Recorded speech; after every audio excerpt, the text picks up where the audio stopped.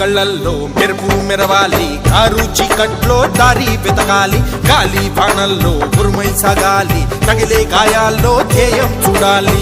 ఒకటే జననం, ఒకటే మరణం, ఒకటే గమనం, ఒకటే గమ్యం. గెలుపు పొందే వరకు గలుపు లేదు మనకు, బ్రతుకు అంటే గెలుపు